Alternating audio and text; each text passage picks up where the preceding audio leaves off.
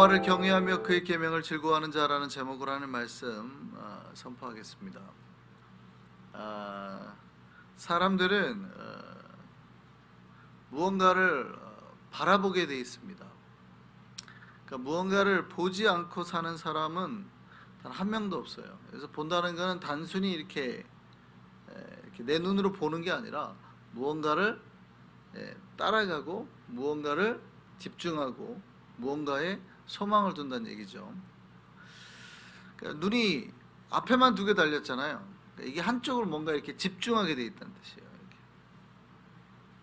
양쪽으로 달려 있으면 막 주변을 경계하면서 보겠지만 앞에만 두게 달려 있잖아요.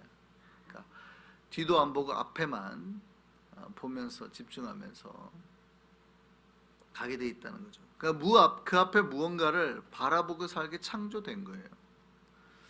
어떤 이는 자기를 즐겁게 만드는 어떠한 영상, TV 같은 것들을 보고 살기도 하고, 어떤 이들은 욕망을 따라서 살기도 하고, 어떤 이들은 돈을 바라보고 살고, 또 어떤 이들은 자식을 바라보고 삽니다. 여기 안 걸리는 사람은 단 한 명도 없죠. 네. 사실 이 모든 것들이 인간들이 어느 정도는 다 가지고 있는 것들이에요. 우리가 다 가지고 있는, 이게 꼭 잘못됐다라고 말하는 건 아니에요. 우리가 다 가지고 있기 때문에. 근데 문제는 이거죠. 이게 그 어떤 것들 중에 특별히 과도하게 나에게 지금 주변 사람들이 보기에도 과하다. 내가 그 하나를 특별히 의지하는 것이 있다. 그럴 때 이제 우리가 조심해야 되는 거죠. 내가 자식을 사랑하는데 다른 사람들이 보기에 과할 만큼 자식을 사랑한다. 이러면 이제 내가 문제가 있다고 받아들여야 돼요. 근데 우리는 그걸 문제가 있다고 받아들이질 않는 거죠. 아, 자식 사랑하는 게 뭐가 문제예요, 목사님? 이렇게 나오고. 그게 문제가 될 수 있어요. 뭐보다 더 사랑하게 되면 하나님보다 더 사랑하게 돼요. 그러니까 다 똑같이 자식을 사랑합니다. 나만 사랑하는 게 아니에요. 자기 자식 안 사랑하는 사람이 어디 있어요. 그러나 그 자식이 사랑하는 게 과도하게 될 때, 내 눈이 계속 지금 내 자식에게 과하게 집중될 때 하나님께서 한 번은 어쩌면 네 자식을 바쳐봐 할 수 있다고요. 너 자식 바칠 수 있어? 바쳐봐 할 수 있다고요. 내가 과하게 자식을 사랑하게 돼. 반대로도 말할 수 있습니다. 내가 돈을 과하게 사랑해요. 돈을 다 좋아하죠. 여기 돈 싫어하시는 분 있습니까? 다 좋아하죠. 그런데 돈에 대해서 과하게 내가 집중을 하는 거예요. 괜찮아요, 안 괜찮아요? 이건 안 괜찮아요? 안 괜찮은 거예요. 여러분, TV나 영상 좋아하죠? 재밌죠? 근데 과하게 집중해요. 여기에 집중하느라고 진짜 예배 시간도 이제 스킵하는 거예요. 제가 어렸을 때 친구가 교회 가자 그러면 제일 싫었던 게 있어요. 여러분, 주일날 아침만 되면 왜 이렇게 재밌는 만화를 그때 많이 했는지. 제가 어렸을 때 꼭 그 시간대 9시에서 11시 사이에 재밌는 만화를 그렇게 많이 하는 거예요. 교회 가고 싶어요? 안 가고 싶어요? 안 가고 싶어요. 제가 어렸을 때는, 제가 고등학교 대학교 때로 제가 기억을 하는데 고등학교 때 갔습니다. 그 교회 항상 토요일날 오후에 성가 연습을 했거든요. 토요일날 저녁에. 한 번은 성가대원들이 우르르 계속 안 나오는 거예요. 왜 그러냐 봤더니 그때 당시에 시청률이 아마 50% 60% 나왔을걸요. 대길이 나온 기억나세요? 기억 안 나? 대발이 기억나세요? 이제 다 아시네. 최민수 씨 나온 거 대발이. 이순재 씨 그거 보느라고. 재밌죠. 그런데 뭐예요? 내가 성가 연습을 스킵할 만큼 집중하게 된답니다. 여러분, 사람들이 어느 정도는 자기의 욕망을 따라서 다 그렇습니다. 다 누구나가. 그런데 이게 어느 순간 과도하게 되잖아요. 그거에만 집중하게 되면 점점 이게 뭐예요? 이 우상이 되고 있다는 것을 기억하셔야 돼요. 사람들은 자기가 바라보는 것에 소망을 두는 경향이 있습니다. 내가 보고 있는 것에 소망을 두는 경우. 내가 돈을 보고 있잖아요. 계속 그럼 돈에 소망을 둬요. 자식을 계속 보고 있잖아요. 자식에게 소망을 둬요. 자식은 누구 거예요? 내 게 아니에요. 자식은 누구 거예요? 하나님 거죠. 여러분 거 같으세요? 언젠가 다 떠나갑니다. 하나님이 주셨고 하나님이 키우시는 거예요. 여러분이 키우시는 게 아니라고. 우리는 자꾸 어떠한 것에 자꾸 눈을 두게 돼요. 그래서 이 모든 것들을 우리가 통틀어서 뭐라 그래요? 사실은 세상 거라 그러거든요. 세상 거. 사실 이 모든 걸 통틀어 세상 거라 그래요. 이 세상 거 의지하지 말라는 거죠. 세상의 돈이나 힘이나 권력이나 자녀나 사실은 이 모든 것을 다 의지하지 말라고 그래요. 자녀가 자꾸 세상 거라 그러니까 힘들어하시는 분들이 있는지 모르겠는데 사실은 이 모든 것을 다 통틀어서 그냥 내 주변의 인간의 것들은 다 세상 거예요. 근데 그거를 우리가 다 누리고 살죠. 이게 나쁘다는 뜻이 아니라고 제가 말씀드렸습니다. 다 누리고 경험하고 사는데 이게 과도하게 나에게 영향을 미치고 있다. 하나님을 사랑하는 것보다 과하게 이게 나에게 영향을 미치고 있다 그러면 조심해야 된다는 거예요. 신자는 세상 거 바라보고 사는 사람이 아니거든요. 신자는 누구를 바라보고 사는 사람입니까? 하나님을 바라보고 사는 사람입니다. 따라하시죠. 하나님을 바라보고 사는 사람. 그렇습니다. 여러분이 두 눈을 가지고 하나님께만 소망을 두고 주님을 의지해서 살아가는 사람이에요. 물론 이 신자의 눈에도 여전히 제가 앞에서 말했던 영상도 들어올 거고 그 누려도 돼요. 여러분 뭐 본다고 절대 죄 아니에요. 물론 안 봐야 될 것들도 있지만 그리고 여러분도 뭐 돈도 벌고 내가 하고 싶은 여러 가지 것들도 하고 자식도 바라보고 자식의 것들로 행복하고 잘 키워야죠. 그러나 그것이 내 인생이나 내 삶의 대부분이라고 생각하시면 안 된다 이 말이에요. 내 삶의 모든 것이라고 자꾸 가버리면 안 된다 이 말이에요. 그리고 점점 그것들을 의지하고 따라가게 되고 결국에는 섬기게 되는 만큼 많이 뺏기게 되면 안 된다 이 말이에요. 신자는 세상을 섬기는 자가 아니죠. 오직 누구를 섬기는 자예요? 하나님을 섬기는 자. 오직 하나님을 경외하며 세상을 즐거워하지 않고 오직 하나님의 말씀을 즐거워하는 사람, 그 말씀에 순종하는 것을 기뻐하는 사람들이다. 오늘 시편 이 112편이 말하는 게 그거예요. 오늘 제목도 그겁니다. 여호와를 경외하고 그의 계명을 즐거워하는 자. 누구에게 복이 있냐? 여호와를 경외하고 하나님 말씀을 기뻐하고 그 말씀을 따라서 사는 것을 즐거워하는 자에게 복이 있다. 사실은 이 한 줄입니다. 한 줄. 한 답은. 그 다음에 이제 그들이 어떠한 복을 받느냐가 이제 쭉 그 밑에 나온 거예요. 10절 중에서 한 절이 그렇게 딱 되고 나머지 9절은 그럼 그들이 어떤 복을 받는가 이렇게 쭉 나오는 거죠. 우리가 주님을 경외하고 주의 말씀에 순종할 때 어떤 복을 받는지 한번 보겠습니다. 첫 번째로 이렇게 나와요. 후손이 복을 받는다. 따라하시죠. 후손이 복을 받는다. 그렇습니다. 하나님을 경외하면 후손이 복을 받는 거예요. 우리 자녀가 누구 때문에 복을 받아요? 나 때문에 복을 받는 거예요. 이놈들은 알아야 됩니다. 누구 때문에 복을 받아요? 우리 때문에 복을 받는 거예요. 하나님은 내가 잘 믿었는데 누가 복을 받아요? 네, 자녀가 복을 받아요. 그게 제 약속이에요. 자녀는 신앙심 깊은 나 때문에 복을 받게 되는 거예요. 그 이유는 내 신앙이 그들에게 흘러가기 때문이기도 해요. 내 신앙이 그들에게 흘러가기 때문에. 그런데 또 이런 경우도 있어요. 주님께서 내 신앙을 보시고 기뻐하셔서 내 자녀에게 오래 참아주시면. 여러분 솔로몬이 큰 죄를 짓습니다. 우리는 솔로몬 좋아하시겠지만 사실은 솔로몬이 굉장히 큰 죄를 짓죠. 전 세계 우상이라는 우상은 다 이스라엘로 땡겨버리잖아요. 그죠? 여자들을 다 데리고 오면서 여자들이 공주들이 다 우상을 가지고 들어요. 이스라엘의 전체 우상판이 됐어요. 누구 때문에요? 솔로몬 때문에 그래요. 솔로몬 때문에 사실.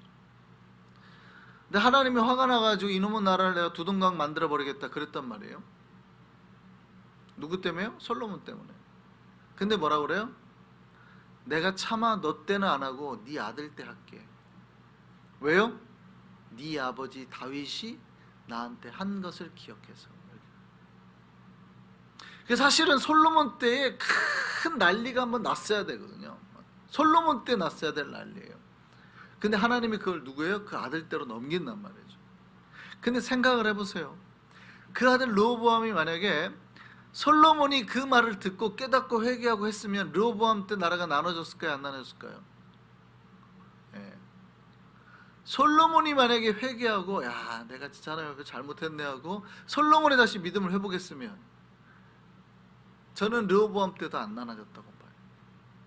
하나님 계속 미루시는 거거든요.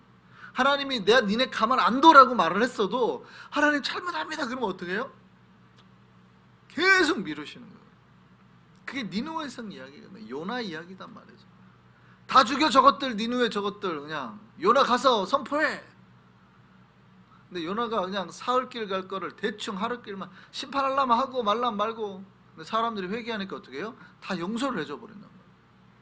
그러면 하나님 거짓말한 거 아닙니까? 하나님 심판한다고 했으면 해야지. 다 죽여야지.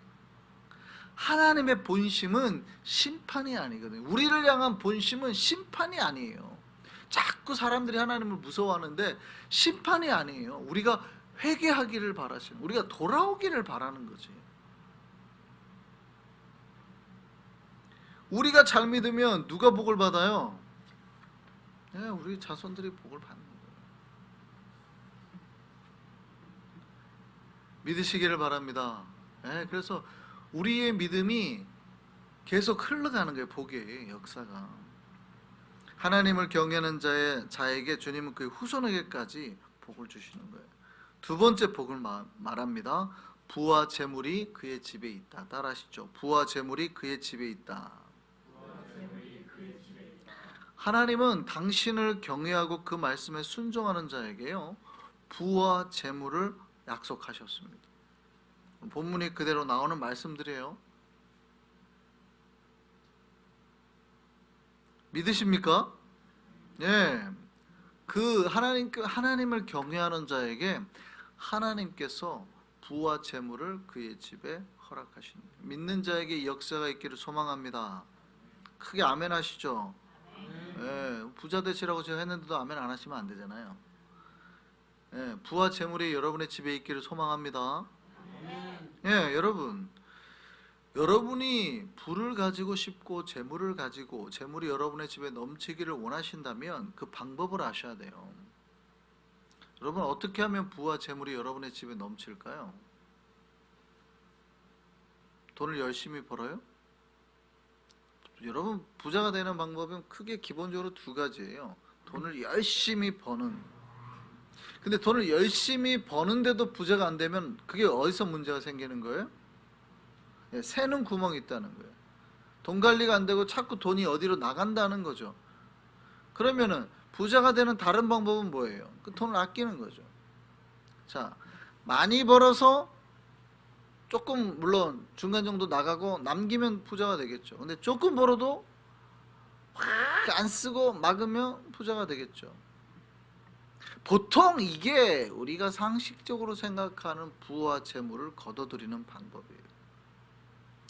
이게 우리가 상식적으로 세상 사람들이 다 알아요. 다 알아요. 다 모르는 사람 한 명도 없어요. 다 많이 벌어들거나 아니면 안 나가게 하거나, 이 두 가지예요. 두 가지. 이게 부자가 되는 방법이에요. 모르는 사람 아무도 없죠. 근데 부와 재물이 우리 집에 가득해요? 안 가득해요? 왜 그럴까요? 왜? 우리는 계속해서 어렸을 때 배운 이거를 못 벗어나요.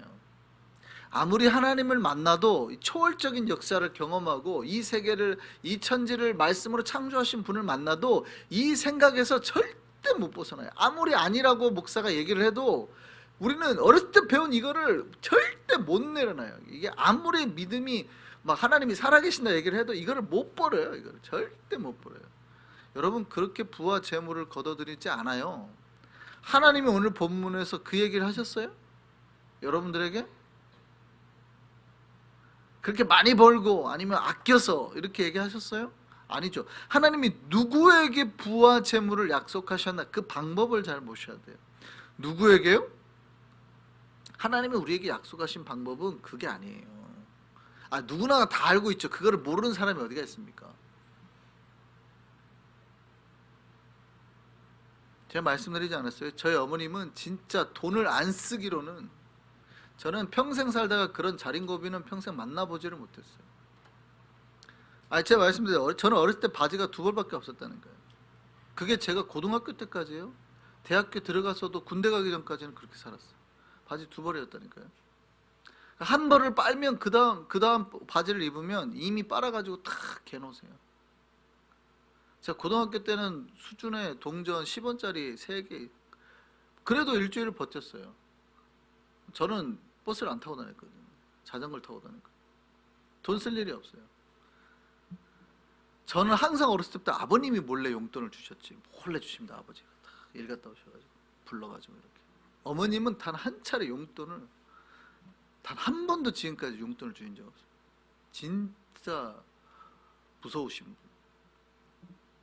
물론 그래서 사신다고는 봐요. 그러니까 저도 알아요. 어떻게 하면 이 집이 그나마 먹고 살 수 있다라는 거를 저는 어렸을 때부터 체득을 합니다. 진짜 미친 듯한 그 자린고비를 제가 수십 년을 경험했거든요. 어떻게 하면 돈을 남긴다는 거 알아요. 뭐 모를 것 같으세요? 근데 그게 진짜 그럼 복을 받는 길이냐? 그래서 우리 집에 부자가 됐냐? 천만에요. 차라리 제가 지금 더 잘 살죠. 하나님을 믿는 사람들이 하나님께서 복되게 하시는 거예요. 복되게.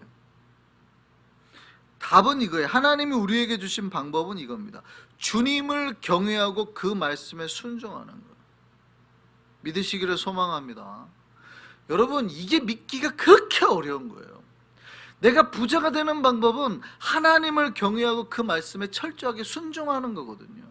근데 우리가 하나님을 경외를 못해요. 하나님 온전하게 경외를 못한다고요. 안 믿어지거든요. 그러니까 성가대보다도 다른 게 좋으면 그거 보느라고 하나님을 찬양을 안 하는 거예요. 그 성가대원들이 하나님을 안 사랑하겠어요? 사랑하니까 토요일 나와서 성가 연습을 하겠죠. 그런데 대바리가 더 좋은 거예요. 어느 순간은 하나님을 경외하지, 온전하게 경외하지 못하는 거예요. 하나님 말씀을 안 따른다는 뜻이 아니죠. 하나님 말씀 따르기는 따르나 하나님보다 때로는 다른 것들이 좋아지는 거예요.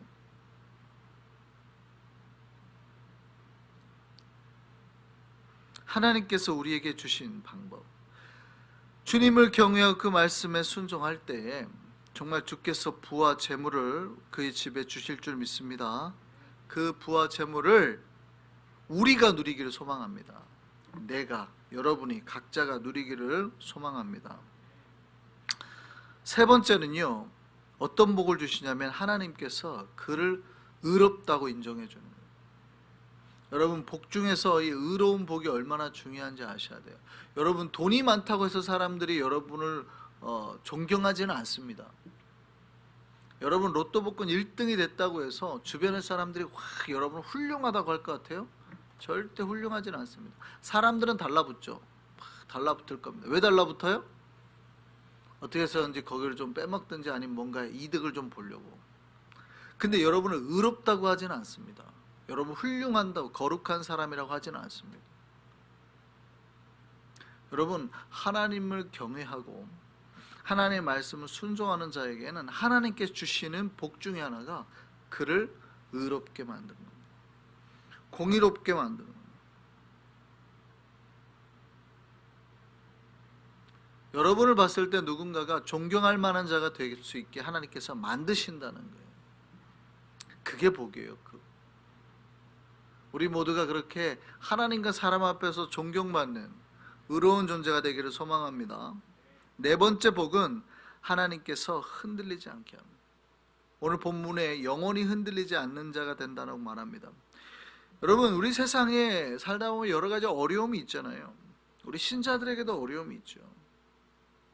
그런데 하나님께서 어떻게 해요? 그 사람이 흔들리지 않게, 그 마음이 흔들리지 않게, 그 사람의 자리가 흔들리지 않게 하신다는 거예요.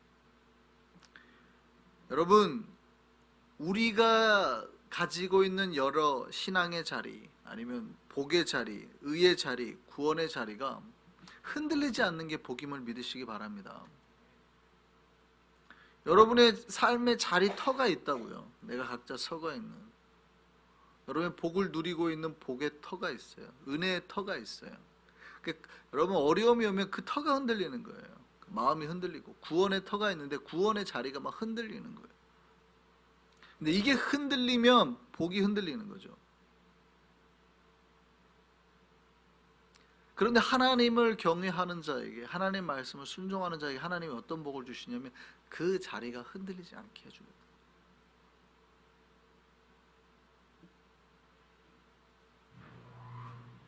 우리에게 이 복이 있기를 소망합니다. 그런데 이제 오늘 본문 밑에 보면 여호와를 경외하는 자들이 가져야 될 성품에 대해서도 말합니다. 그 첫 번째가 정직입니다. 여러분, 하나님을 경외하는 자에게 특별히 하나님께서 요구하는 게 정직이에요. 정직. 따라하시죠. 정직. 여러분, 정직해야 됩니다. 하나님과 사람 앞에 정직해야 됩니다. 특별히요, 뭐에 대해서 정직해야 되냐면 죄에 대해서 정직해야 됩니다. 여러분, 내가 죄에 대해서 정직하지 못하면 그 죄를 숨기게 되잖아요.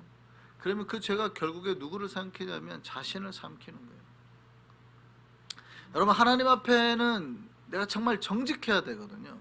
내가 죄를 범하고 이랬을 때 내가 진짜 정직해야 되거든요. 근데 신앙이 오래되면 심지어 하나님 앞에조차 사람 앞에 죄를 숨기는 거는 이제 일상이 되고, 신앙생활 오래 하다 보면 그 굉장히 본능적으로 해요. 신자들이 자기가 죄라는 거를 교회 앞에서는 사람들 앞에 잘 숨깁니다. 이렇게 잘 드러내지 않으려고 해요. 이게 자꾸 본능적으로 하는 행동들이거든요. 여러분, 내가 죄인입니다라고 주변 사람들한테 고백하세요? 안 하잖아요. 이게 자꾸 본능이에요. 왜냐하면 내가 하나님 때문에 거룩해진 것 같단 말이죠. 의로워진 것 같단 말이죠. 근데 내가 죄인이라고 자꾸 말하고 싶지가 않은 거예요. 근데 다 알죠. 뭐 여러분 매일 죄 짓는데 뭐 죄 지어요, 안 지어요? 짓죠. 왜 안 지어요? 그런데 내가 신앙생활 오래 하면 오래 할수록 나는 죄를 안 짓는 사람인 척하는 이 훈련이 이게 내 몸속에 막 너무 잘 되는 거예요, 사실은. 그래서 히브리서 말씀 보면 서로 죄를 고백하며라고 나오거든요. 사실은 우리가 약한 자임을, 죄인임을 서로가 스스로가 서로에게 말을 해야 되거든요. 근데 안 해요. 잘하는 것만, 이렇게 내가 잘하는 것만 끊임없이 얘기하려고. 여기 목사님들 가끔 이렇게 모이잖아요. 그러면 진짜 뉴욕 목사님들은 얼마나 훌륭하신지 몰라요. 자랑거리들이 왜 이렇게 많은지 몰라요. 끊임없이. 그러니까 자기의 약함은 얘기를 안 하고 계속해서, 그게 이제 불안해서 그래요. 내 약함을 누가 드러날까봐 벌벌벌 떨면서 막 오히려 막 그 약간 열등감의 반대 표현이라 그럴까요? 막 끊임없이 막 자기 잘하는 거를 막 이렇게 보면 아이고 불쌍하다. 요즘에 얼마나 힘드시면 저럴까. 이런 느낌이 들 만큼.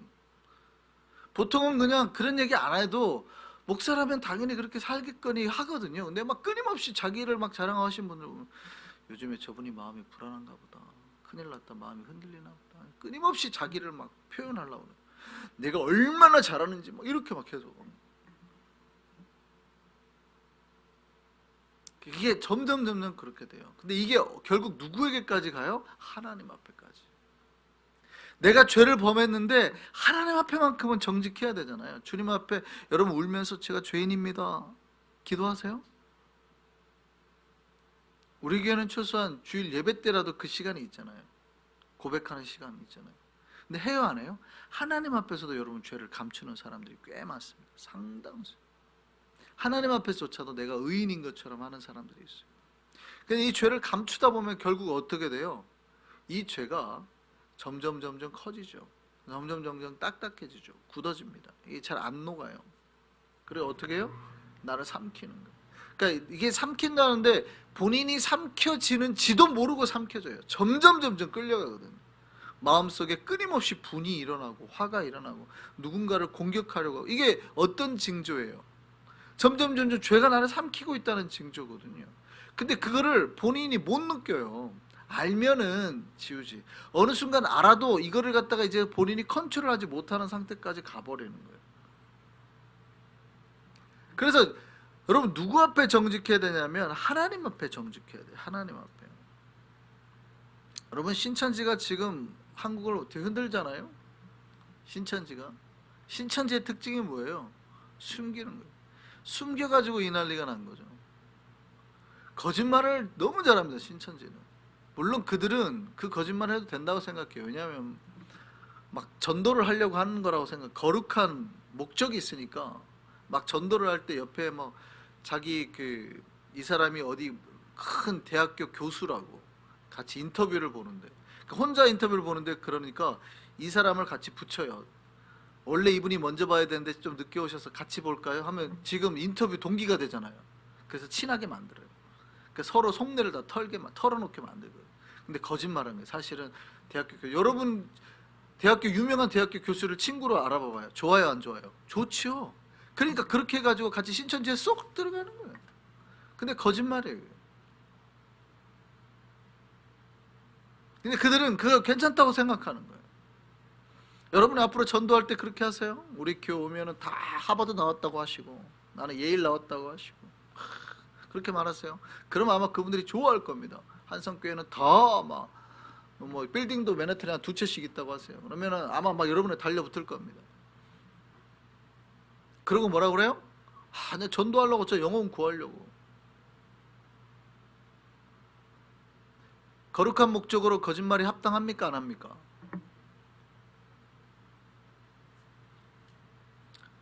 최근에 인터뷰 나왔는데 봤더니 이 여자분이 7년간 신천지를 다녔어요. 남편이 몰랐대요.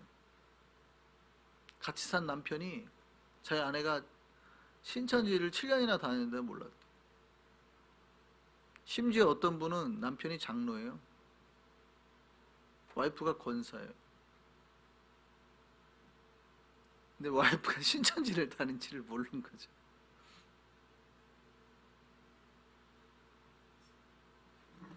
여러분, 신자는요, 첫 번째 하나님 앞에 정직해야 됩니다. 내가 하나님 앞에 온전히 다 드려져야 돼요. 다 드러나야 되고. 우리가 하나님 앞에 정직할 수 있는 자들 되기를 소망합니다. 두 번째는 은혜를 베풀어 줍니다. 오늘 본문에 보면 하나님을 경외하는 자의 특징이 주변 사람들에게 자꾸 은혜를 베푼다는 거예요. 은혜를 베푼. 그러니까 나를 통하여서, 내 삶을 통하여서 자꾸 주변 이들에게 은혜가 가야 돼요. 사랑의 말이 가든지 사랑의 손길이 가든지.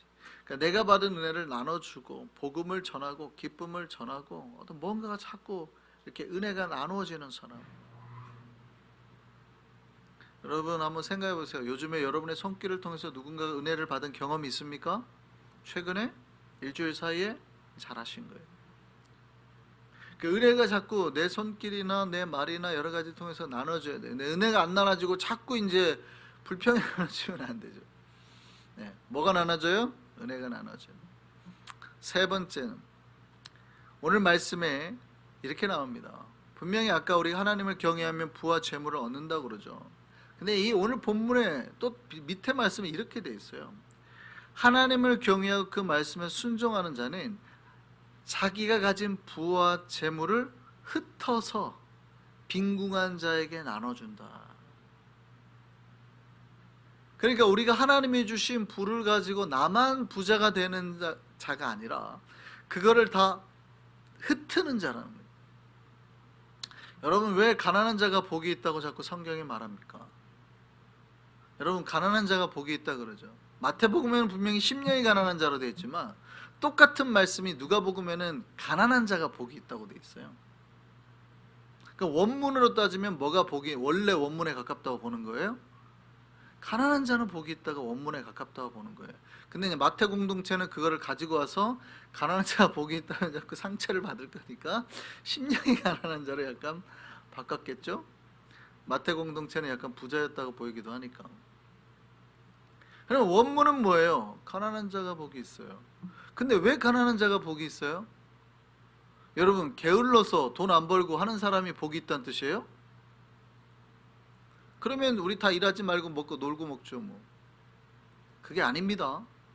성경은 우리가 개미처럼 부지런히 일하라고 되어 있거든요. 근데 왜 또 가난한 자가 복이 있다 그러는 거예요?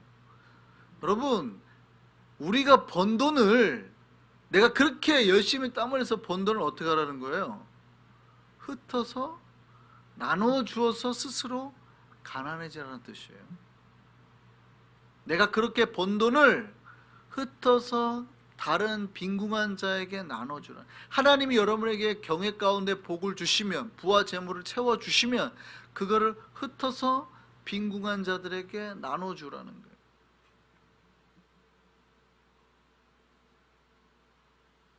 그렇게 되기를 소망합니다. 나눠주라니까 항상 걱정하시는 거예요. 내가 큰일 났다, 내 밸런스에 지금 얼마인데 저걸 다 나눠주면은. 제발 그런 고민 좀 하지 마세요. 그런 고민. 제가 말했잖아요. 여러분이 받은 것 중에서 일부예요. 일부. 진짜 조금만 떼서 나눠주면 돼요. 근데 그 일부를 너무 좁쌀처럼만 떼면 하나님 보기에는 니는 진짜 마음이 좁쌀이다 이러겠죠. 그게 아니라 진짜 여러분이 약간 부담 느낄 정도만, 다 주라는 얘기 아니에요. 다 주고 막 울고불고 막 이러면 시험 드니까 그러지 마시고, 여러분이 약간 요 정도까지 줘도 될까? 약간 그 정도까지만 딱 주세요. 그 정도까지만. 그 정도에서 약간만 내려서. 왜냐하면 요 정도까지 될까는 벌써 내가 시험 받았다는 뜻이거든요. 여러분이 시험 받았다는 뜻이에요. 그러니까 그 시험을 이길 수 있으면 하지만 그게 안 되면 그 약간 밑에까지, 그래 요 정도까지는 괜찮겠다는 정도까지만 하세요. 그건 개인차가 다 달라요. 어떤 사람은 5%를 떼면서도 벌벌 떨 수도 있고, 어떤 사람은 내가 번 돈의 10%를 떼면서도 이 정도는 할 수 있지 라고 생각할 수 있어요. 개인차가 다 달라요. 그 믿음의 정도이기 때문에 자기 믿음의 정도에서 부담이 안 될 만큼 주세요. 약간의 뭐 도전은 필요합니다만, 그렇게 해서 주면 하나님은 그것만 보고도 잘했다 그런단 말이에요. 그것만 보고도 잘했다, 그것만 보고도 잘했다, 잘했어. 네가 약간 지금 부담을 약간 느끼지? 그 정도까지 나눴어? 잘했어. 그럼 내가 그 자리에 복으로 채워줄게. 이 모든 것들이 다 뭐예요? 하나님을 경외하는 자들, 주님 앞에 보여지는 삶의 성품과 자세라는, 신자들의 하나님을 경외하는 자의 자세. 그러면 하나님께서 또 보시고 뭘 또 채워주시겠어요? 복을 채워주시겠죠. 우리 남성교회가, 우리 한성의 백성들이 진짜 온전히 하나님을 경외하고 그의 계명을 즐거워하는 주의 백성 되기를 소망합니다. 그럴 때 하나님께서 제가 앞에서 말씀드렸던 오늘 본문을 통해서 약속한 모든 복들을 주시는 거예요. 우리 유선이 잘 되게 하고 부와 재물이 넘치게 하고 여러분을 의롭게 영광 가운데 여러분을 높이고 뿔처럼 높이고 여러분의 삶을 흔들리지 않게 지켜주시고 그 모든 복으로 채워주실 줄 믿습니다. 날마다 하나님의 복 가운데 하나님을 섬기며 경외하며 나아가는 우리 모두 되기를